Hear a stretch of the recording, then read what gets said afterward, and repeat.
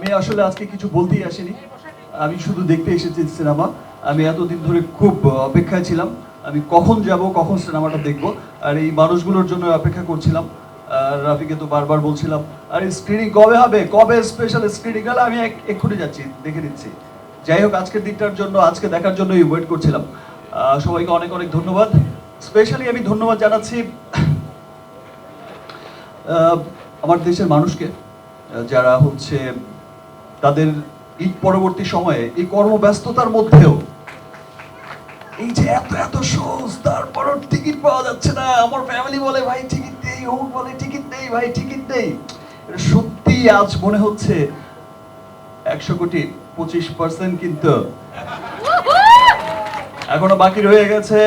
India Hindi ডাব হয়েছে তো, যাই হোক না ভাই, ঠিক আছে, ওটা ইন্ডিয়ার জন্য রেখে দিলাম।